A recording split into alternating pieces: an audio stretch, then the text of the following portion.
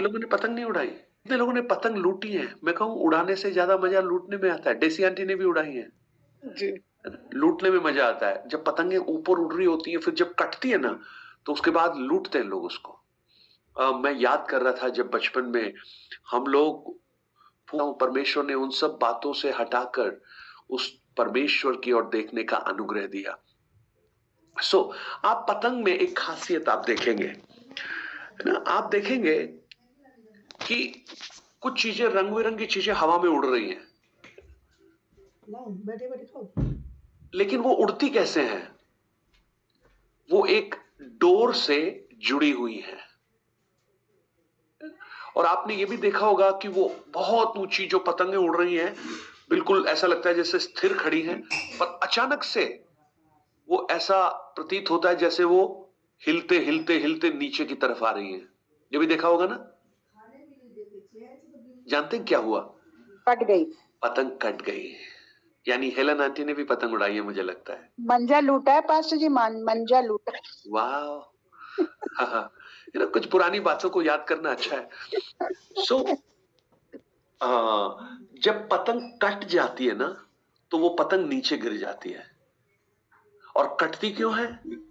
जब उसका कनेक्शन, जहां पर जिस व्यक्ति के हाथ में वो डोर है, उसका और पतंग का कनेक्शन जब बीच में से टूट जाता है, तो वो पतंग गिरना शुरू हो जाती है। यानी उसका कोई नियंत्रण फिर नहीं है।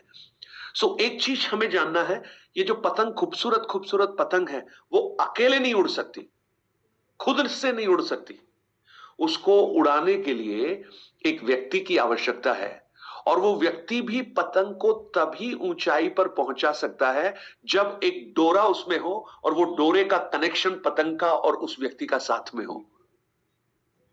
नहीं तो वो पतंग उड़ेगी नहीं, रखी रहेगी। वो खूबसूरत आप खरीद के लाए, रखी रहेगी। लेकिन जैसे ही धागा डालकर वो व्यक्ति उसको खींचना शुरू करता है हवा के प्रवाह में, तो वो पतंग ऊंचाइयों की ओर उड़ती चली जाती है। आज जब यूहन्ना रचित सुसमाचार 15 अध्याय को हम देखते हैं, तो हमें कुछ ऐसा ही एक दृष्टांत प्रभु यीशु मानो आज हमें सिखा रहे हैं। और वो पतंग से हम इस बात की तुलना कर सकते हैं और देख सकते हैं।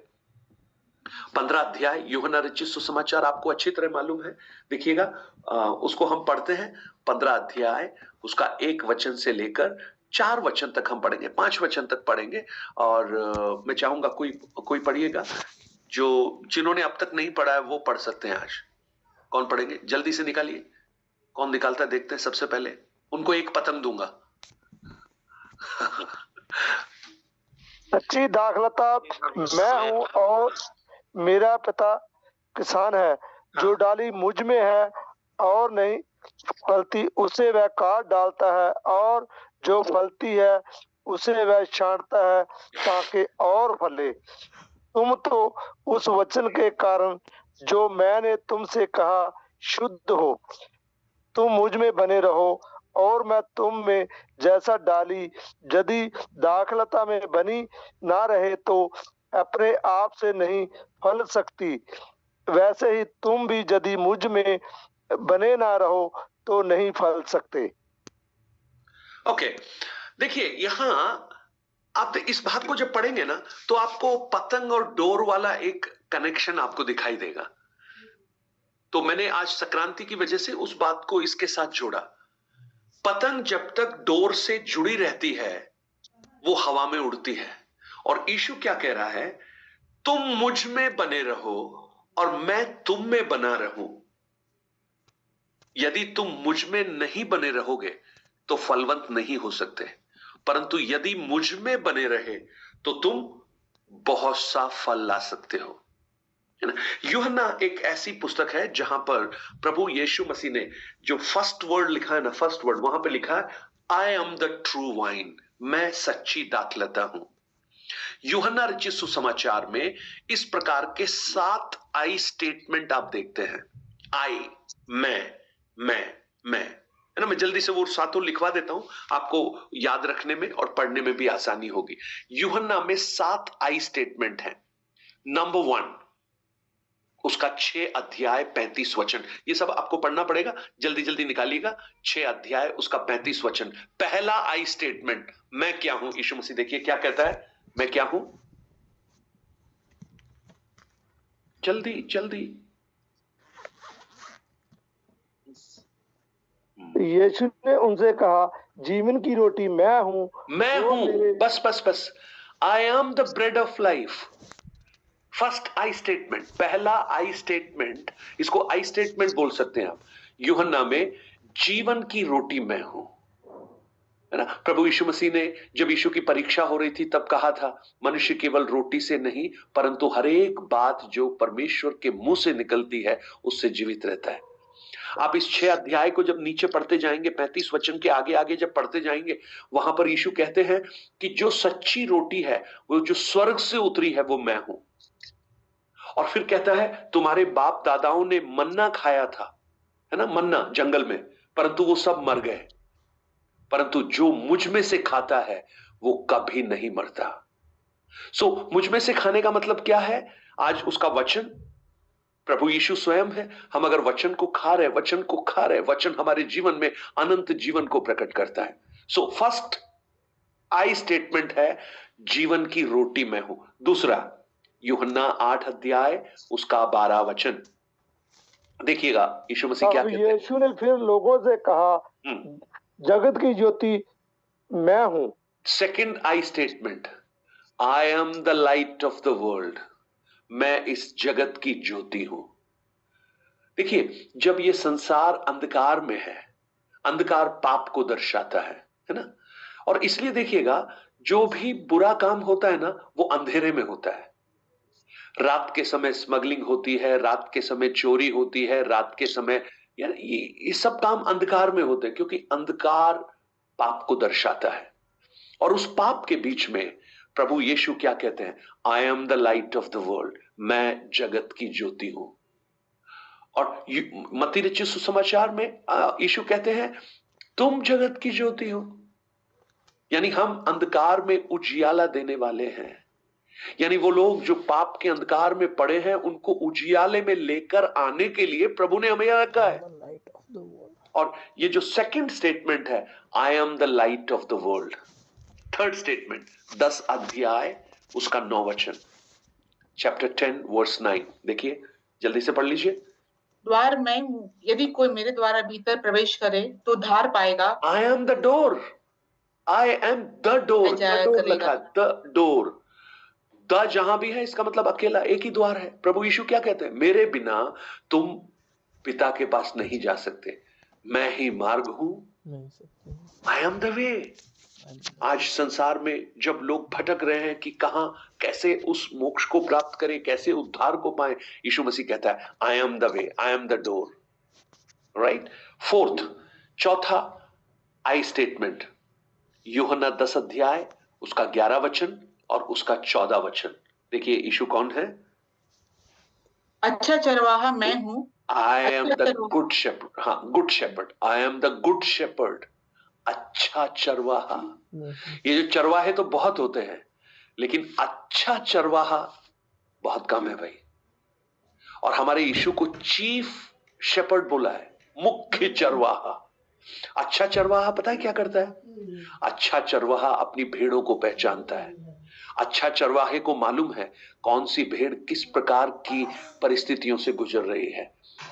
जो प्रेग्नेंट है उनको कंधे पे उठाता है, जो कमजोर है उनको ढाढ़स देता है ना। अच्छा चरवाहा, he is the good shepherd. Okay, next I statement देखिए, यूहन्ना 11 अध्याय उसका 25 वचन, देखिए क्या है। यीशु ने उससे कहा, पुनरुत्थान और जीवन मैं ही हूँ। आई am the resurrection and the life. पुनरुत्थान और जीवन। ये पुनरुत्थान एक्चुअली आज हमें समझ में नहीं आएगा, लेकिन यीशु ने 3 लोगों को जीवित किया और उनको जीवित करके प्रभु यीशु ने ये प्रकट किया कि मृत्यु के ऊपर भी उनका अधिकार है। मृत्यु के ऊपर। याईर की बेटी घर के अंदर थी, है ना। याईर की बेटी को जो चमत्कार हुआ वो कहां हुआ? घर के अंदर हुआ। विधवा का बेटा, नाइन नगर में विधवा का जो बेटा था, वो उसकी मृत्यु हो गई और उसके बाद बरी करने के लिए, उसकी अंतिम संस्कार करने के लिए उसको ला रहे थे, है ना, यात्रा निकल रही थी। तब नाइन के दरवाजे पर, उस फाटक पर यीशु पहुंचे, वहां पर चमत्कार हुआ। तीसरा कौन था जिसको यीशु ने जिंदा किया? लाजर। लाजर को कब्र में रखे 4 दिन हो गए थे। तो ये जो 3 पुनरुत्थान है ना, 3 लोगों को यीशु ने जिंदा किया, ये भी अपने आप में एक बहुत बड़ा एक संदेश दे रहे हैं। घर के अंदर अगर कोई परिस्थिति मरने की अवस्था में है, यीशु घर के अंदर चमत्कार कर सकता है। आपकी परिस्थिति मरकर घर में नहीं, अब घर से बाहर निकल गई, घर से बाहर चली गई, वहां भी यीशु चमत्कार कर सकता है। परिस्थितियां कब्र के अंदर चली गई, मतलब खत्म हो गई, आपने उसको फुल स्टॉप कर दिया, अब कुछ नहीं इसमें बचा है, लेकिन यीशु वहां भी चमत्कार कर सकता है। सो यीशु क्या कहते हैं? मार्था को यीशु कहते हैं, पुनरुत्थान और जीवन में हूं, जो मुझ पर विश्वास करता है वो कभी नहीं मरता, और यदि वो मर भी जाए, शरीर में मर भी जाए, तो भी जीव उठेगा। So he is the life, resurrection and life. छठा आई स्टेटमेंट, सब नोट कर रहे हैं ना? यूहन्ना 14 अध्याय उसका 6 वचन। यीशु ने उनसे कहा, मार्ग और सच्चाई और जीवन मैं ही हूँ। आई एम द वे, मैं ही हूं मार्ग, और कोई मार्ग नहीं है। अभी आप जब यात्राओं में जाते हैं, आप गूगल डालते हैं तो गूगल कई सारे रास्ते दिखाता है, इधर से ले लो, इधर से ले लो, इधर से भी जा सकते हो। कोई थोड़ा छोटा होता है, किसी में टोल होते हैं, किसी में थोड़ा ज्यादा होता है, कई रास्तों से आप पहुंच सकते हैं, लेकिन स्वर्ग जाने का केवल एक ही रास्ता है और कोई रास्ता नहीं है। यीशु कहता है आई एम द वे। और लास्ट जो आई स्टेटमेंट है वो हमने आज 15 अध्याय में पढ़ा है। यीशु कहता है I am the true wine, मैं सच्ची दाखलता हूं। राइट। सो इस भाग को जब आप पढ़ेंगे, आई एम द ट्रू वाइन, तो जो वाइन है ना, जो वाइन बाइबल में बहुत महत्वपूर्ण है। यहां तक कि पहला जो चिन्ह यीशु मसीह ने दिखाया वो भी पानी को वाइन बनाकर दिखाया। बाइबल में आप कई प्रकार की वाइन देखते हैं। मैं टेंस के हिसाब से बोलता हूं, टेंस है ना, टेंस भविष्य। एक है पास्ट वाइन, जो भूतकाल में जो वाइन था उसको इजराइल को पास्ट वाइन बोला जाता है। जो इजराइल है ना उसको बोलते। एक वचन पढ़ लीजिए आप, भजन संहिता 80 अध्याय, भजन 80 उसका 8 से लेकर जब पढ़ेंगे, 8 से 19 के बीच में पाया जाएगा, या यशायाह 5 अध्याय उसका 1 से 5 तक वचन को जब आप पढ़ेंगे तो इजराइल जो राष्ट्र है उसको वाइन बोला गया। पढ़िए एक बार,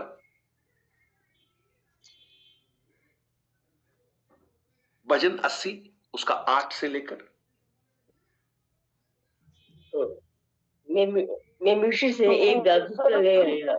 मिस्र में एक दाखलता ले आया, और मिस्र में नहीं, मिस्र में नहीं, मिस्र से, मिस्र से, हाँ, मिस्र से एक दाखलता ले आया और अन्य जातियों को निकालकर उसे लगा दिया। हाँ, आगे, तूने उसे के लिए एक स्थान तैयार किया और उसने जड़ पकड़ी और फैल कर देश की को भर दिया। ये किसके बारे में लिखा है पता है? पता है किसके बारे में लिखा है? मिस्र से एक दाखलता ले आया, मिस्र से, मिस्र की गुलामी में से दाखलता लेकर आया और उसको क्या कर दिया? तैयार की जगह, और वो पूरे देश में। ये एक्चुअली इजराइल के बारे में दिखाया गया है। पास्ट वाइन इजराइल है ना, एक फ्यूचर वाइन है। फ्यूचर वाइन क्या है?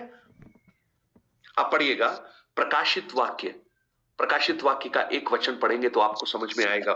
14 अध्याय उसका 14 वचन से लेकर 20 वचन तक जब पढ़ेंगे, पूरा पढ़ने की आवश्यकता नहीं है, लेकिन आप सिर्फ 14 वचन पढ़ लीजिए। और मैंने दृष्टि की और देखो एक उजला बादल है। हाँ, आगे आगे पढ़िए। और उस बादल पर मनुष्य खड़ी है, जिसके सिर पर सोने का मुकुट और हाथ में धोखा है। हाँ, और आगे आगे पढ़ते जाइए, पढ़ते जाइए।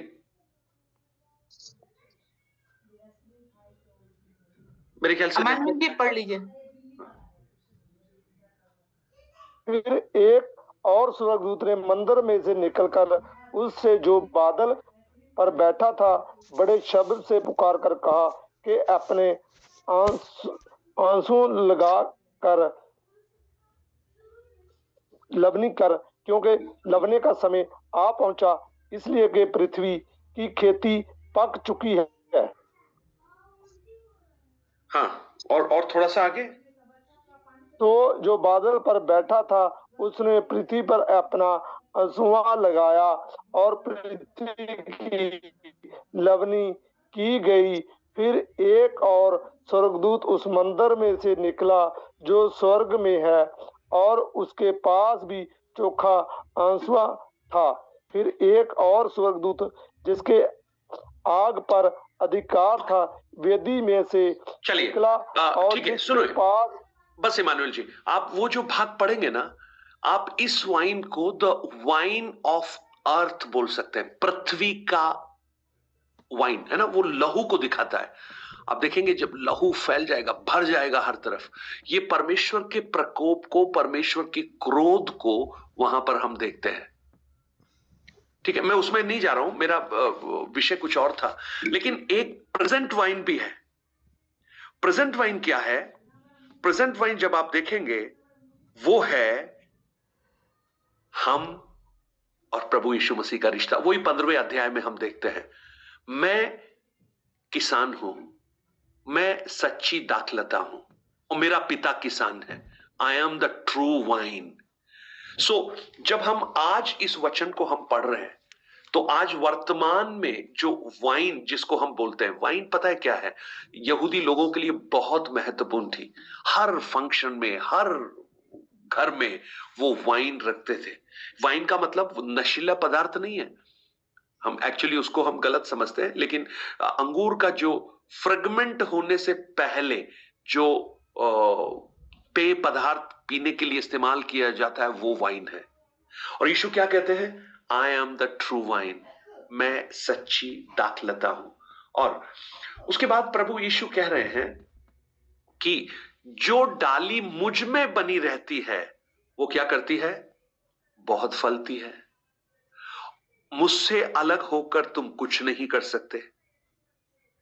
यदि तुम मुझ में बने रहोगे और मैं तुम में बना रहूंगा तो तुम बहुत सा फल लाओगे। सो वहां एक म्यूचुअल रिलेशनशिप को भी आप देखते हैं। म्यूचुअल, तुम मुझ में बने रहो, मैं तुम में बना रहूं। लेकिन पहले कौन किस में बना रहे? तुम मुझ में बने रहो। सो अब आप देखिएगा, ये बने रहने के अंदर फलवंतता छुपी हुई है। वो जो रिलेशनशिप है ना, उसमें फ्रूटफुलनेस है। और अगर ये रिलेशनशिप कट गया तो उसके बारे में क्या लिखा है? अगर वो रिलेशनशिप में नहीं रहोगे तो क्या होगा? अलग होकर तुम कुछ नहीं कर सकते। अगर अलग हो जाओगे तो उसका 6 वचन में लिखा है, यदि कोई मुझ में बना ना रहे तो वह डाली की नाई फेंक दिया जाता है और सूख जाता है, और लोग उसे बटोर कर आग में झोंक देते हैं और वो जल जाती है। जब यीशु ये कह रहा है ना कि जो डाली मुझ में नहीं है वो आग में झोंक दी जाती है, उसका पता है वो क्या बताने की कोशिश कर रहा है? एक समय आएगा जो मेरे हैं उन्हें मैं इस पृथ्वी से उठा लूंगा, लेकिन जो मुझ में बने हुए नहीं थे उनके लिए एक आग इंतजार कर रही है। ये नरक की आग को बता रहा है प्रभु यीशु। यानी जो डाली मुझ में नहीं है वो काट दी जाएगी और वो जला दी जाएगी। लेकिन अगर तुम मुझ में बने रहते हो तो बहुत सा फल लेकर आते हो। समझ में आ रहा है आपको? सो अब आप देखिएगा, मुझ में बने रहना ये महत्वपूर्ण है। यानी हम डालियां हैं, सिर्फ फल डालियों में आते हैं, है ना? डालियों में तो फल आते हैं। और डाली का जो मेन सोर्स क्या है, तना कौन है? वो प्रभु यीशु मसीह है। यानी हमारे मसीही जीवन का जो आधार है वो प्रभु यीशु है, और हम फल पैदा करने वाले हैं। यीशु फल नहीं पैदा करेगा, उसने हमें फल पैदा करने के लिए अपने साथ जोड़ दिया है। उस डाली में उसने, उस पेड़ में उसने हमें जोड़ दिया है। हम तो सबके सब जंगली लताएं थी, जंगली डालियां थी, लेकिन उसने क्राफ्टिंग की। क्राफ्टिंग देखा आपने? क्राफ्टिंग में पता क्या होता है कि जो बेकार पेड़ होते हैं, जो फलवंत पेड़ नहीं होते, उसको दूसरी डाली लाकर, अच्छी डालियां लाकर उसमें जोड़ते हैं जिससे वो फलवंत बन जाए। तो मैं और आप सच में जंगली दाखलता थे। हमारा जीवन मसीह यीशु में आने से पहले हम जंगली दाखलता थे, लेकिन क्या किया प्रभु यीशु ने? हमें वहां से निकालकर अपने साथ जोड़ दिया। और अपने साथ जोड़ा, वो किस लिए जोड़ा? कि हम फलवंत हो, एक म्यूचुअल रिलेशनशिप में हम चले।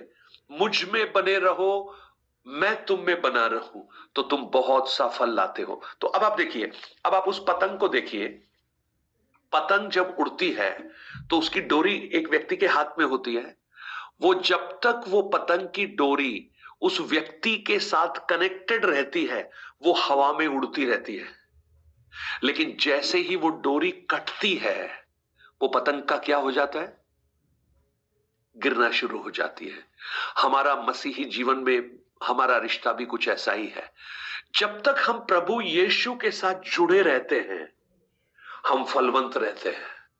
लेकिन अगर हम यीशु से अलग हो गए तो हम किस काम के हैं? फिर आग में जलाने के काम के हैं। अब देखिए, आप जुड़े कैसे रह सकते हैं? है ना, ये जुड़ना बहुत महत्वपूर्ण है। आपने अधिकतर लोगों ने पतंग को देखा है।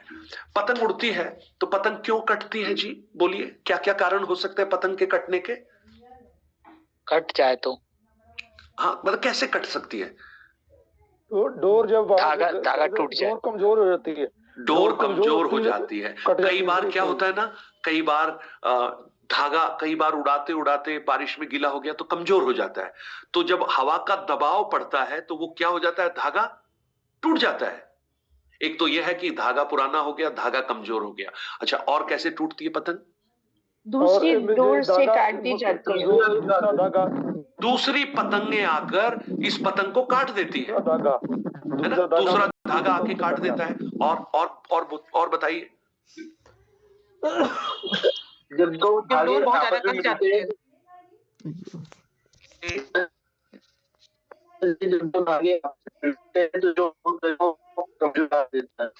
ओके, और क्या है? और कैसे? जब डोर बहुत ज्यादा कच्ची भी होती है और तेज हवाएं काट सकती है। मैंने सुना नहीं अच्छे से, स्वाति। जब डोर बहुत ज्यादा कसी भी होती है ना, मतलब टाइट होती है और हवा तेज होती है, हाँ, तो उससे यानी हवा का प्रवाह अगर बहुत तेज होता है तो डोर टूट जाती है। और बताइए। किसी चीज में उलझकर भी कट जाती है पतंग। किसी चीज में उलझकर भी कट सकती है। और कोई चीज में रगड़ा जाता है तो टूट जाता है। ठीक है। इसके हाथ में वो डोर है, वो खुद भी काटने से कट जाती है। ओके, हवा के कारण। चलिए, एक और तरीके से डोर टूटती है, पता है? कई बार आपने देखा होगा, बच्चे पतंग उड़ा रहे होते हैं, फिर बाद में जब एक जगह से डोर टूट जाती है तो उसको गांठ लगा देते हैं। तो कई बार गांठ कच्ची होती है और जब हवा में पहुंचती है ना, तो वो कच्ची गांठ जो अच्छी नहीं लगी वो कट जाती है, टूट जाती है। सो कई सारे कारण हैं। कई बार पक्षी आके उससे टकरा जाते हैं, कई बार किसी एंटीना में फंस जाती है। बहुत सारे कारण हैं जिससे वो डोरी टूट सकती है। तो एक अच्छा पतंग उड़ाने वाला इस बात का ध्यान रखता है कि ना तो उसकी डोर कमजोर हो, ना उसकी गांठ कमजोर हो, ना उसको दूसरी कोई पतंग आके काटे, ना वो कहीं पेड़ों में उलझे या कहीं पर अटके। इसलिए उसका ध्यान पतंग उड़ाते समय कहीं और नहीं होता, वो पतंग की ओर ही देखता रहता है। देखा ना आपने? ऐसा थोड़ी है पतंग उड़ाने के बाद में चलो पतंग उड़ रही है, मैं थोड़ा चाय पी के आता हूं, वापस आएगा तो कुछ नहीं मिलेगा। सो बिल्कुल उसी तरह हमारा जो रिश्ता प्रभु यीशु मसीह के साथ है, वो भी बहुत कारणों से अलग हो सकता है, टूट सकता है। रिश्ता तो स्थापित हो गया, रिश्ता तो स्थापित हो गया। कब हुआ? जब हमने प्रभु यीशु मसीह को अपना उद्धारकर्ता ग्रहण किया, हमने प्रभु को अपना जीवन दिया। हमने कहा प्रभु यीशु आप हमारे हृदय में आइए, हम आपको अपना उद्धारकर्ता स्वीकार करते हैं। अगर आज आप में से कोई ऐसा है जिसने अभी तक स्वीकार नहीं किया है, तो आपको सच में यीशु को अपने हृदय में स्वीकार करने की आवश्यकता है, उसको उद्धारकर्ता के रूप में ग्रहण करने की आवश्यकता है। तभी अनंत जीवन है। डीपर रूट के जूम में आने से अनंत जीवन नहीं मिलेगा, लेकिन यीशु मसीह को उद्धारकर्ता के रूप में ग्रहण करने से अनंत जीवन मिलेगा। डीपर रूट तो उसमें एक मदद कर रहा है आपको। सो देखिए, अब रिश्ता शुरू हो गया उद्धार में। उद्धार के बाद अब क्या क्या आसक्ति है? अब बताइए मुझे, किन किन कारणों से हमारा रिश्ता प्रभु यीशु के साथ कमजोर पड़ सकता है या टूट सकता है? चलिए एक एक करके बताना, है ना? अब बताना शुरू कीजिए। अगर हम प्रलोभनों में गिर जाएं, प्रलोभन में परमेश्वर के वचन प्रलोभन में गिर जाएं, कैसे प्रलोभन? स्पेसिफाई कीजिए। जैसे हमारे पास लालच आता है, हमें ब्राइब दे के ऑर्डर मिल सकता है गवर्नमेंट में, और हम उसमें आ जाते हैं कि अरे क्या करें, कोई बिजनेस नहीं आ रहा, ब्राइब दे देते हैं, थोड़ा सा देना पड़ेगा, प्रभु माफ कर देगा, ऐसे करके प्रलोभनों में गिर जाते हैं। और बताइए, विश्वास में कमी हो जाती है। विश्वास में कमी हो जाती है, जैसे मानो धागा कमजोर हो गया है ना, तो विश्वास कमजोर हो गया। ओके, संगति करना छोड़ देते हैं। संगति करना छोड़ देते हैं। किसके साथ? दूसरे मसीह के साथ। ओके, हम संगति करना छोड़ देते हैं। और बताइए प्रमोद जी, बताइए। पाप रूपी मंजे में उलझ जाने के कारण। किसके? पाप रूपी मंजे में उलझ जाते हैं, यानी पाप आ गया, मतलब गांठें आ गई धागे में, पाप आ गया तो वो वहां पर टूट सकता है। ओके, उर्वशी आप बताइए। ऐसा जो हमने कमिटमेंट जो प्रभु यीशु से किए हुए, हम उन कमिटमेंट्स में से कई बार हमने बहुत बार कुछ वाचाएं बांधी, लेकिन वो हम पूरा नहीं कर पा रहे, वो उससे हम टूट सकते हैं। या वंदना ने लिखा, जब हम संसार की ओर देखना शुरू करते हैं, संसार को फॉलो करना शुरू करते हैं, रुपए पैसे का प्रार्थना में जीवन नहीं करने से भी। यस अश्विन जी, आपने बहुत अच्छा बोला। हमारा रिश्ता अगर प्रार्थना नहीं है, प्रभु यीशु को देखिए, हर बात में प्रार्थना करते थे, है ना? कल हमने मत्ती 14 में पढ़ा था, उसने चेलों को भेजा और वो रात को प्रार्थना करने पहाड़ पर चला गया। कई बार चेले आश्चर्यचकित हो जाते थे, यीशु अचानक से गायब हो गए कहीं। वो रात रात प्रार्थनाओं में बिताते थे। वो स्वयं परमेश्वर थे, लेकिन उसके बाद भी वो प्रार्थना में समय बिताते थे। हमारा रिश्ता अगर प्रार्थना में नहीं है प्रभु के साथ, तो समझ लीजिए उसको टूटने में ज्यादा समय नहीं लगेगा। और दूसरा हम ये भी कहेंगे कि बोलिए हेलेना जी। अब मेरे साथ एक वचन पढ़िए, यूहन्ना 8 अध्याय उसका 31 वचन एक बार पढ़िएगा।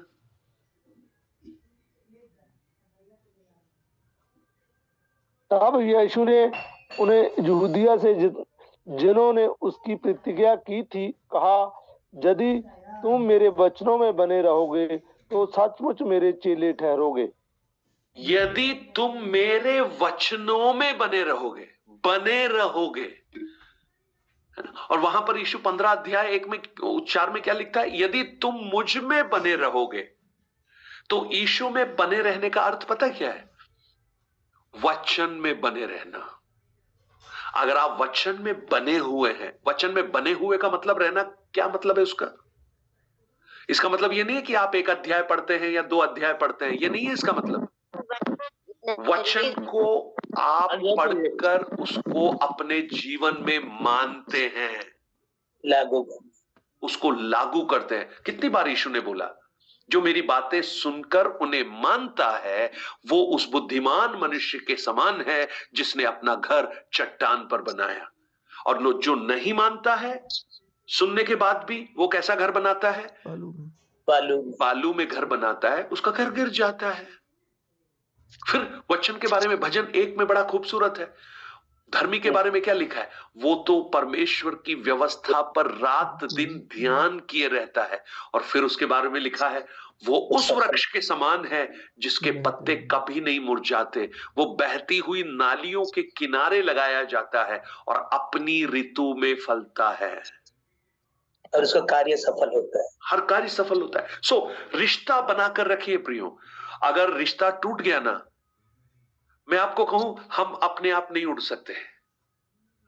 हम कई बार हम खुद उड़ने की कोशिश करते हैं, अपनी बुद्धि से, अपने बल से, अपनी सामर्थ्य से नहीं उड़ पाएंगे। लेकिन अगर हमने ये डोर प्रभु के हाथ में दे दी और हम प्रभु के ऊपर निर्भर हो जाते हैं। देखिए, पतंग खुद नहीं बोल सकती कि उसको कहां उड़ना है। वो जो उड़ाने वाला है ना, वो निश्चय करता है उसे कहां उड़ाना है। अगर हम पतंग है, अगर प्रभु हमारा मालिक है, तो वो जो डोर है ना, वो हमारा रिश्ता है प्रभु के साथ। अगर वो रिश्ता मजबूत है, मैं कहूं, आप ऊंचाइयों पर उड़ना प्रारंभ करेंगे। और जहां भी आपको लग रहा है कि ये रिश्ता कमजोर हो रहा है, वहां रुकिए, 1 मिनट सोचिए और उसे ठीक करने की कोशिश कीजिए। इब्रानियों 12 में क्या लिखा है? हर एक रोकने वाली वस्तु और उलझाने वाले पाप को दूर कर कर हम उस दौड़ में दौड़े जिसमें हमें दौड़ना है। आज जब हम परमेश्वर के वचन को सुन रहे हैं, 1 मिनट अपने आप को सोचिए, थोड़ा सा सोचिए, 1 मिनट अपने आप में सोचिए, मेरा रिश्ता प्रभु के साथ कैसा है? अच्छा, मैं इसको समझाने के लिए एक और उदाहरण देता हूं। एक और उदाहरण, जब शादी होती है ना, शादी होती ही होती है, पति और पत्नी बिल्कुल साथ साथ रहते हैं। किसी ने कहा है, बड़ा अच्छा उदाहरण दिया है, जब मैरिज होती है तो पत्नी और पति एक साथ बस में चढ़ते हैं, एक ही सीट पे बैठते हैं। फिर शादी के फिर कुछ साल जब बीत जाते हैं तो पति पत्नी को बोलता है, देख वो लेडी सीट पे तू बैठ जा, मैं जेंट सीट पे बैठ जाऊंगा। फिर जब कुछ और साल बीत जाते हैं तो पति पत्नी को बोलता है, ऐसा कर तू आगे की डोर से अंदर चल, मैं पीछे से आ जाता हूं। पीछे भी डोर है ना, ऐसी बसें हैं जो 2 डोर वाली। फिर जब काफी साल शादी के बीत जाते हैं तो पति बोलता है, तू 6 बजे वाली बस से चली जाना, मैं 10 बजे वाली बस में आ जाऊंगा। आपको कहीं फर्क नजर आ रहा है रिश्ते में? मैं आपसे पूछना चाहता हूं, दूरियां बढ़ रही है। आपका जो आत्मिक जीवन या आत्मिक जीवन जब शुरू हुआ था, जब आपने उस प्रभु को ग्रहण किया था, आपका जो आत्मिक जोश था वो कितना था? वचन के प्रति, प्रार्थनाओं में, संगति में। लेकिन धीरे धीरे जब समय बीतता गया, समय आगे गुजरता गया, आप आज क्या हो गया पता है? दूर हो गए। इसका अर्थ है हम उसमें बने नहीं हैं। और बने नहीं हैं तो आशा मत कीजिए कि फलवंत होंगे। अगर बने होंगे तो फलवंत होंगे, बने नहीं रहेंगे तो हम किसी काम के नहीं है प्रियो। आज जैसे वो पतंग ऊंचाइयों पर उड़ती है, वो धागा कनेक्टेड है, हमारा रिश्ता प्रभु के साथ कनेक्ट रहे। आज हम एक निर्णय ले, प्रभु प्रार्थना में मैं आपके साथ रिश्ता स्थापित करूंगा, परमेश्वर का वचन पढ़ने में मैं आपके साथ एक मजबूत रिश्ता स्थापित करूंगा, संगति में मैं कोई अवहेलना नहीं करूंगा। आप जो अवसर मुझे देते हैं कि आपकी जो बॉडी है, आपका जो शरीर है ना, मसीह की देह कहा गया कलीसिया को, उस देह को इकट्ठा जब होती है कितना आनंद आता है ना। आप सोचिए, आपके हाथ पैर मानो अलग अलग रखे हैं तो कैसा लगेगा आपको? हाँ, मैं हाथ पैर तो आप नहीं समझेंगे, लेकिन दांत के बारे में समझ सकते हैं। कुछ लोगों के दांत आर्टिफिशियल होते हैं, इसलिए रात को जब सोते हैं तो उसको निकाल के रख देते हैं। आप मान लीजिए सुबह आप चले जाएं कहीं पे और दांत ले जाना भूल जाए, कैसा लगेगा आपको? और आप किसी खाने पे जा रहे हैं